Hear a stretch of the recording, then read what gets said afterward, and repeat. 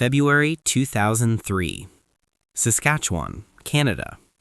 A place where winter stretches on for months, where temperatures hit 40 below without wind chill, where the nearest town can be an hour's drive through conditions that change in minutes. David Brennan was an experienced outdoorsman, 34 years old, bow hunter, ice fisherman, the kind of person who knew how to read weather, how to pack for cold, how to respect distance. He'd been going to his family's hunting cabin since he was a teenager. The property sat 12 miles off the main highway, accessible only by a narrow Forest Service road that didn't get plowed in winter. He'd made the trip dozens of times. This time, he went alone. His plan was simple. 3 days, check on the cabin after a heavy snowfall, do some maintenance, maybe get in some ice fishing on Evelyn Creek if the weather held. He told his wife he'd be back by Sunday evening. He packed his truck carefully. Sleeping bag rated for -30, extra fuel, a week's worth of food, even though he'd only be gone 3 days. Flares, a satellite phone, though reception was spotty in the valley. He left Friday morning, February 14th. The drive out was uneventful, cold, but clear. The kind of winter day where the sun sits low and white against an empty sky. He reached the cabin just after noon. It looked exactly as they'd left it in November. Snow piled high against the north wall, ice thick on the windows, the woodpile buried but intact. David spent the afternoon getting the cabin warm. The old wood stove took an hour to really heat the place. He cleared snow from the door, checked the roof for damage. Everything seemed fine. That first night, he sat by the stove and ate soup straight from the can.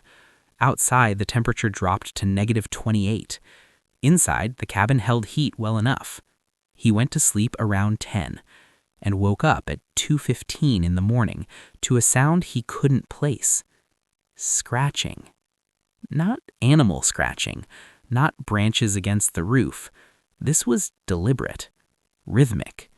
It was coming from beneath the floorboards. David lay there in his sleeping bag, listening. The cabin had a crawl space, about 3 feet high, dirt floor. His grandfather had built the place in the 60s, and the foundation was just cement blocks and wooden supports. He'd been under there before, mostly spiders and mice, nothing that would make a sound like this. The scratching continued, then stopped, then started again, closer to where he was lying.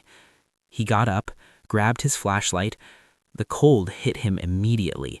The stove had burned down to coals. He stood in the center of the one-room cabin listening. Nothing. David checked the door, still locked from inside. He looked out the window, just darkness and snow. He convinced himself it was an animal. Maybe a fox or a coyote had found a way into the crawl space, trying to escape the cold.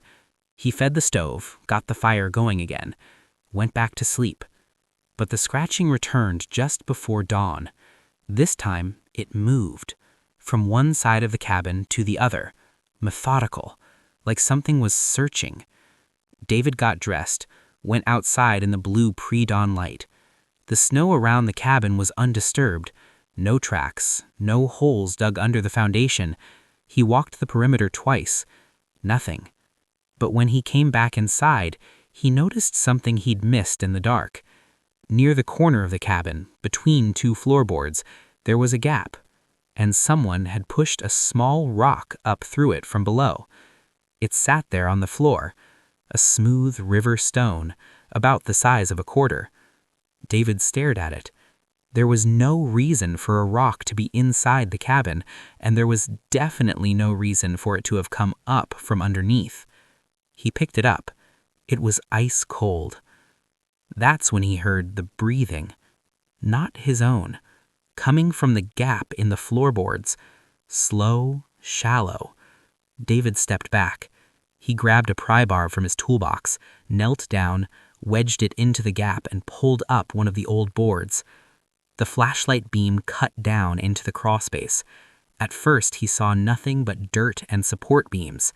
Then, the light caught something pale, about 6 feet back from the opening. A hand, pressed flat against the frozen ground.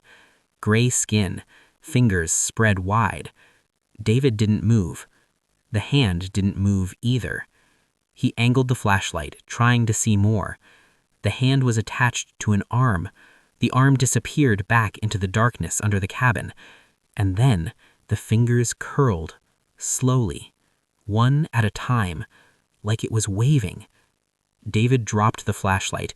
It rolled across the floor, beams spinning. He scrambled back, breath coming fast. The hand was still down there, still moving. He could hear it now, a wet, dragging sound, like something pulling itself forward through mud. Except the ground was frozen. Nothing should be able to move through frozen ground. David grabbed the floorboard and slammed it back into place, stood on it, his heart hammering so hard he could hear it in his skull. He needed to think. He needed to get out. But his truck was 30 yards away, and he'd have to go outside to reach it. He looked at the door, then back at the floor. The dragging sound had stopped. David stood there for a full minute, listening. Nothing. Slowly, he moved toward his gear, started packing, hands shaking. He was leaving, right now, middle of the day or not. That's when he noticed the smell. Rot. Not strong, but definitely there, coming up through the floorboards. His radio was in the truck. The satellite phone had no signal inside the cabin. He needed to get outside. David moved to the door, unlocked it. The cold air rushed in. He stepped out onto the snow. The daylight felt like a shock, like waking up. He turned to look back at the cabin and saw them. Scratches. Fresh ones. All along the outside wall, running horizontal about 2 feet off the ground. Deep gouges in the wood, like someone had dragged their nails across the planks over and over. But there were no footprints in the snow. No marks leading to or from the scratches. Just the gouges themselves. David ran to his truck, got inside, locked the doors, started the engine and let it warm up, eyes locked on the cabin. Nothing moved. He tried the satellite phone. No signal. The CB radio crackled with static, but he was too far from any repeater to get through. He'd have to drive back to the highway, 12 miles of unplowed Forest Service road. David put the truck in gear. That's when he saw the face in the cabin window. Pale, pressed against the glass from inside. Watching him. He hadn't left anyone inside. The face didn't blink, didn't move, just stared. David hit the gas. The truck fishtailed in the snow, but the tires caught. He didn't look back. 12 miles. He just had to make 12 miles. The road was rough. Snow had drifted across sections, and he had to plow through, praying he didn't get stuck. His mind kept replaying what he'd seen. The hand. The scratches. The face. None of it made sense. The cabin was locked. He'd checked every inch of the perimeter that morning. There was no way someone could have gotten inside. Unless they were already there. Under the floor. But that was impossible. The crawl space was barely 3 feet high, and the cold down there would kill someone in hours. Unless they were already dead. David shook his head, forced himself to focus on driving. It took him 40 minutes to reach the highway. When he hit pavement, he pulled over and tried the satellite phone again. This time, it connected. He called the RCMP detachment in the nearest town, told them everything. The officer on the line was quiet for a long moment, then asked David to repeat the address of the cabin. David gave it. Another pause. The officer told him to stay on the highway, not to go back. Someone would meet him within the hour. David waited in his truck, engine running, heat on full blast. 2 RCMP officers arrived 50 minutes later. They asked him to walk them through everything again. He did. They told him to wait. They were going to check the cabin. He gave them the key. They were gone for over 2 hours. When they came back, one of the officers looked pale. They'd found something. In the crawl space. Human remains. partially buried in the dirt. Old remains. The officer said they looked like they'd been there for years, decades maybe. But that didn't explain the hand David had seen, the breathing, the face in the window. The officer said they'd need to send a forensic team. David asked if they found anything else. The officer hesitated, then said yes. Scratches. On the underside of the floorboards. Hundreds of them. Deep gouges carved into the wood. From below. The forensic team spent 3 days at the cabin. They excavated the crawl space, found the remains of 2 individuals, both male. Both appeared to have died of exposure, based on preliminary analysis. But there was no official record of anyone going missing in that area. The bones were old enough that dental records were hard to match. The case was filed as historic human remains, probable accidental deaths. But David knows what he saw. The hand moved. The face watched him leave. And when the forensic team pulled up those floorboards, they found something else. Something the officers didn't put in the report. One of the techs told David about it later, off the record. Among the scratches on the underside of the boards, there were words, carved letter by letter, over and over. 2 words. Still here. David never went back to the cabin. His family sold the property the following year. The new owners tore the cabin down, but before they did, one of the construction workers called David, said he thought David would want to know. When they pulled up the rest of the floor, they found more scratches and more words. Different ones this time. Not alone. The worker asked if David knew what it meant. David said no, but he did. Because the night before he left the cabin, before any of it started, he'd heard 2 separate patterns of scratching, one on each side of the floor.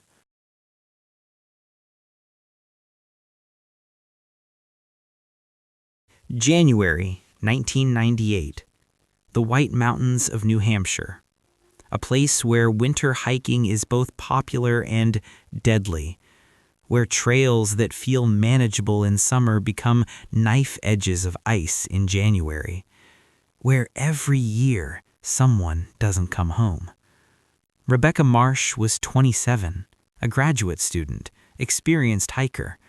She'd done the Presidential Range twice in good weather.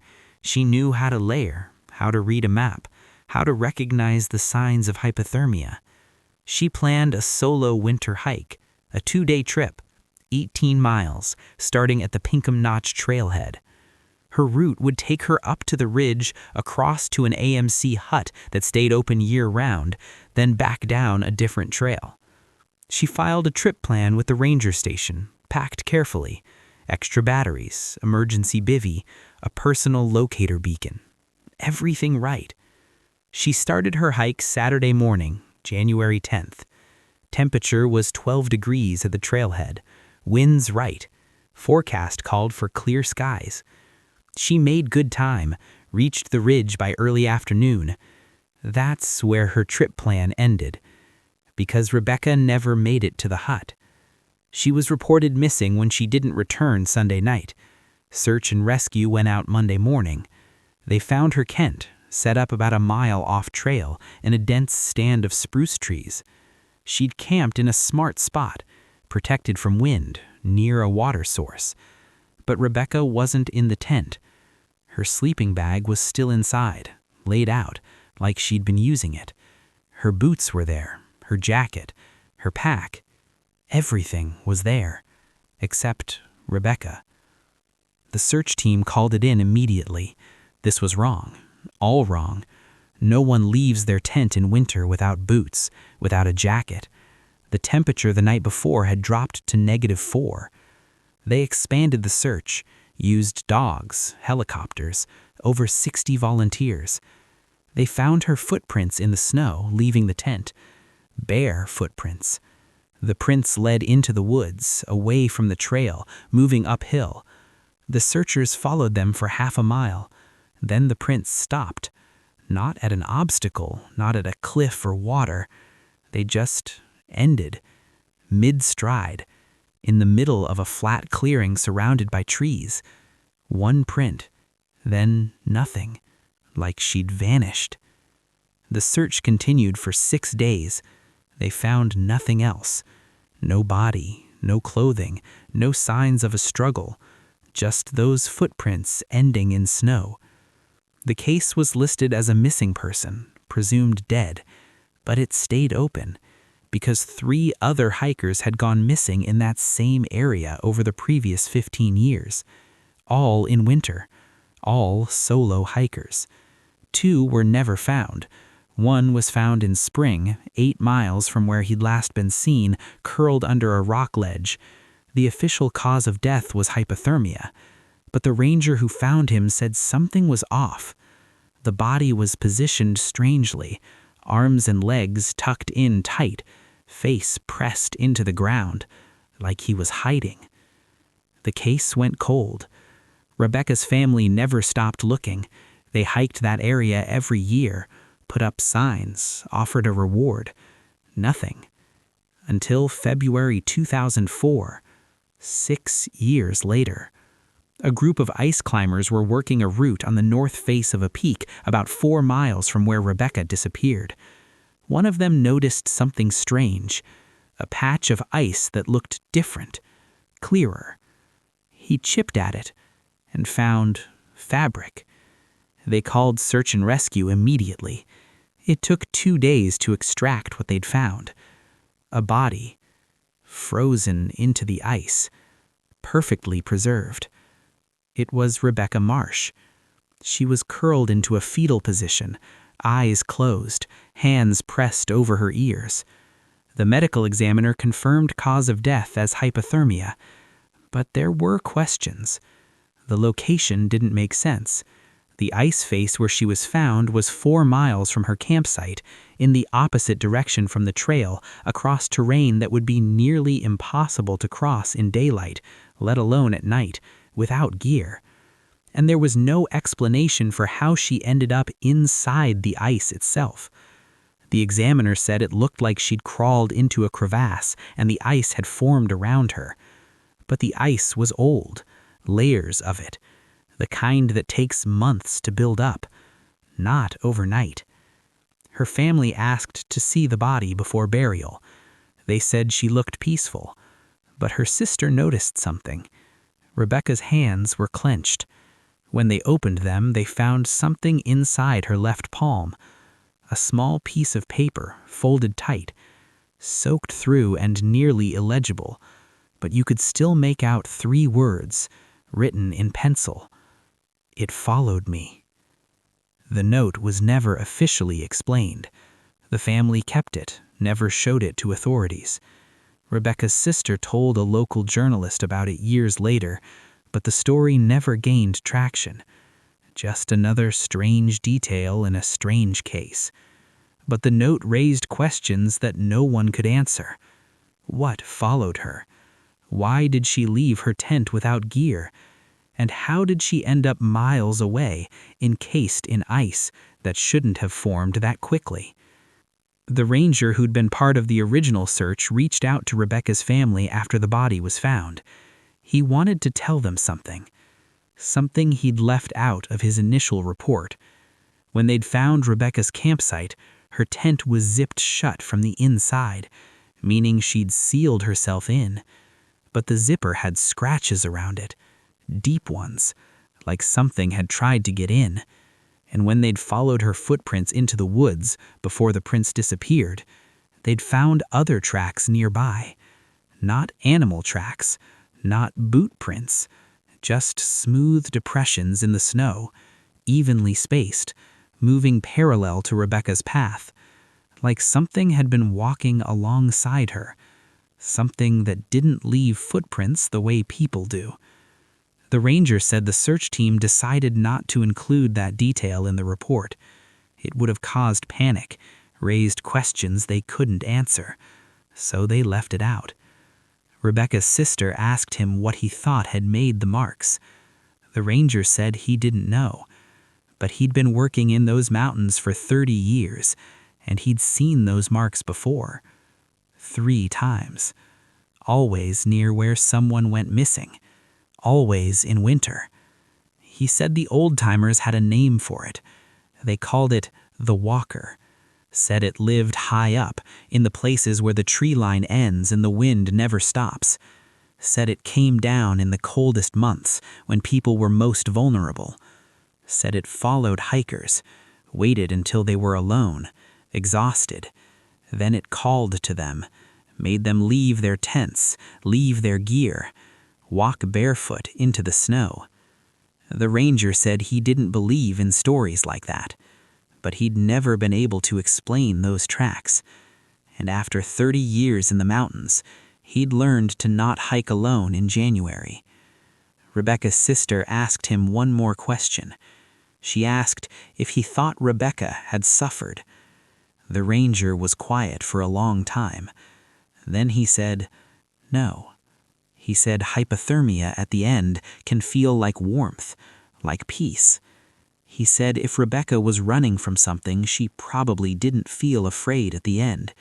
She probably just felt tired. And then she slept. Rebecca Marsh's case is still officially unsolved. The note was never submitted as evidence. The tracks were never photographed. But every winter, hikers report strange things in that part of the White Mountains. Sounds that don't match animals. Footprints that end in clearings. The feeling of being followed, even when you're alone.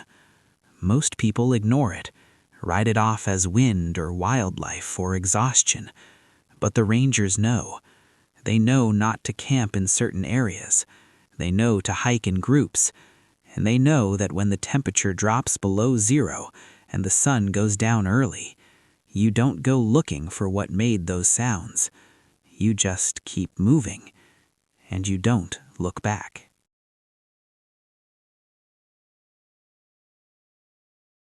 March 1991, northern Quebec, a research station 70 miles above the tree line. Established in the late 80s to study Arctic weather patterns, manned year-round by rotating teams of scientists and support staff. 6 people per rotation, 3 months at a time.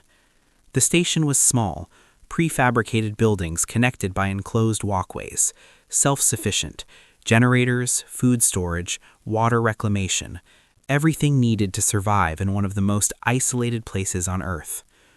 Communication was by radio, twice daily check-ins with a base station in Kuujjuaq.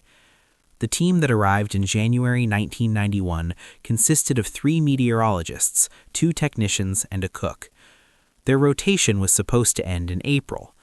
It didn't. On March 19th, the morning radio check-in didn't happen. The base station tried again at the scheduled evening time. No response. They tried emergency frequencies. Nothing. Weather had been rough, high winds, blowing snow. It wasn't unusual to lose communication for a day or 2. But by March 21st, the silence was concerning. A helicopter was dispatched as soon as weather permitted. They reached the station on March 23rd, 4 days after the last check-in. The pilot circled once before landing. Everything looked normal from the air. Lights were on, no visible damage. But when the rescue team entered the station, they found it empty. All 6 people were gone. Their personal belongings were still there, beds made, food in the kitchen, jackets hanging by the door. But no people. The team searched every building, every storage room. Found nothing. Then they checked the radio room. The equipment was still on, functioning normally. On the desk, they found a logbook. The last entry was dated March 19th, 7 a.m., written in a rushed handwriting. Something at the door. Can't see what. Knocking stopped. Need to check. That was it. No signature, no follow-up.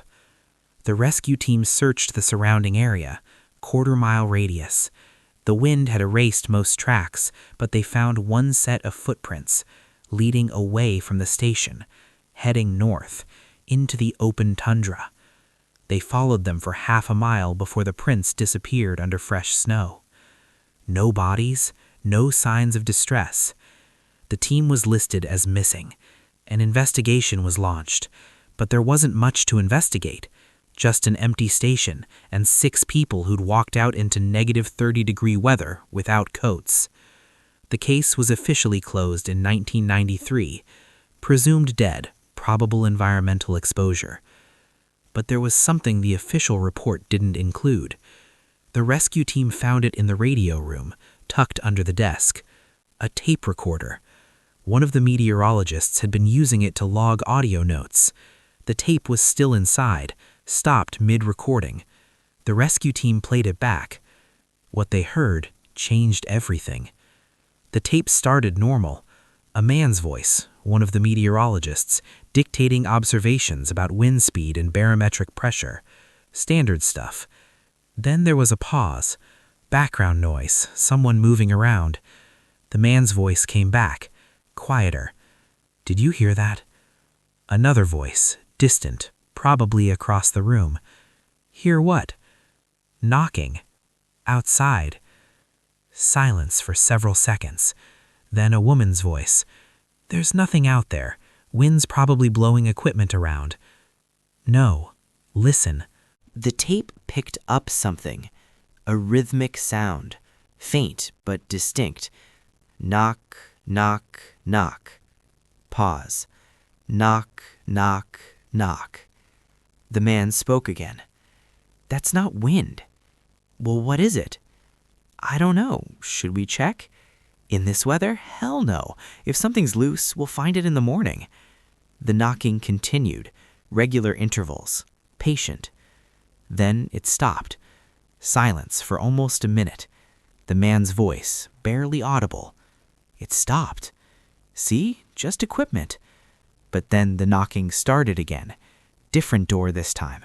Closer to wherever the recorder was. You could hear it clearly now. Deliberate, controlled. 3 knocks. Pause. 3 knocks. Someone else spoke. Another man, nervous. "That's the lab door, east side. Maybe it's research equipment, the weather balloon rig." "Nothing out there. We brought everything in yesterday." The knocking moved again. Another door, then another. Like something was circling the station, testing every entrance. One of the voices, the woman, sounded scared now. "This isn't funny. If someone's out there, they need to come inside. It's negative 30 out." "It's not a person." "What?" "Look at the window. There's nothing there." The recorder picked up movement, people getting up, walking. Then a new sound. Scratching. Not knocking anymore. Scratching on glass. Long, slow drags. The woman's voice again, high and tight. "What the fuck is that?" "I don't." The scratching got louder, more frantic. Then it stopped. Dead silence. For 10 seconds. Then every door started at once. Knocking, scratching, pounding. All of them. Every entrance to the station. Like something was trying to get in everywhere, simultaneously. The voices on the tape were panicking now, shouting over each other. "Check the locks! They're locked! What is it? What's doing this?" And then, underneath all the noise, a voice. Not one of the team members. Something else. Calm, clear, speaking through the doors. "Let me in. I'm cold." The pounding stopped. One of the team members, barely a whisper. Did you hear that? It sounded like..." The voice came again, louder. "Please, let me in. I'm so cold." And then the tape ended, mid-sentence, just stopped. The rescue team listened to the tape 3 times, then sealed it as evidence. It was never released to the public. The official explanation was that the station had experienced a mechanical failure, that the team had evacuated and gotten lost in the storm. But the people who heard that tape know different. One of them broke protocol years later, spoke to a journalist off the record. He said they searched that station top to bottom. and they found things that didn't make sense. Every door was locked from the inside, but all the windows had scratches on them, deep ones, like something with nails had been trying to claw through. And in the snow outside, circling the entire perimeter of the station, marks, not footprints, not animal tracks, just smooth depressions, evenly spaced, going around and around the building. They counted 17 complete circles. The rescuer said something else. He said when they first approached the station, before they went inside, they heard something, a voice, coming from inside one of the buildings, calling out, "Help, I'm cold." But when they entered, there was no one there, just the empty station and the sound of wind. The second search team arrived 3 days later with better equipment. They expanded the search radius to 5 miles. On the fourth day, they found something. A body. 2 miles northeast of the station, frozen solid, face down in the snow. It was one of the technicians. He was wearing indoor clothes, no coat, no boots. His hands were shredded, fingernails torn off, like he'd been clawing at something. The medical examiner said he died of exposure, but there was something strange about the position of the body. His arms were stretched out in front of him, like he'd been crawling or reaching for something. They never found the other 5. The research station was abandoned, never reoccupied. The government said it was due to budget cuts, but the real reason was simpler. No one wanted to work there, not after the tape, not after the scratches on the windows. The area is still restricted, officially for environmental protection, but the pilots who fly over it say you can still see the buildings, lights on, even though the power should have died 30 years ago. And sometimes, late at night, the radio base in Kujawak picks up a signal on the old research station frequency. It's just static, mostly, but every now and then, underneath the noise, a voice. Calm, clear. "Let me in, I'm cold." But the operators don't respond. They just change the frequency, and they never, ever fly out there in winter. 3 stories. 3 different places, but one thing in common. Winter. The season that makes everything harder. Everything slower. Everything more dangerous. We think of winter as empty, quiet, dead. But it's not empty. It's just patient. David Brennan thought he was alone in that cabin. He wasn't. Rebecca Marsh thought she understood the mountains. She didn't. And that research team thought they were safe inside their heated station. They were wrong. Because winter doesn't just hide things. It preserves them. Keeps them locked away in ice and snow and frozen ground. Waiting. And sometimes, when the temperature drops low enough, when the isolation becomes complete, those things wake up. The hand under the floorboards, the walker on the ridgeline, the voice outside the door. They're all part of the same truth, that winter isn't just a season, it's a state of being, a place where the rules change, where warmth is temporary and darkness is permanent, where help is always too far away. Our ancestors knew this. That's why they stayed inside, why they kept fires burning, why they told stories about things that lived in the cold. Because they understood something we've forgotten. Winter doesn't care if you're prepared. It doesn't care if you're experienced.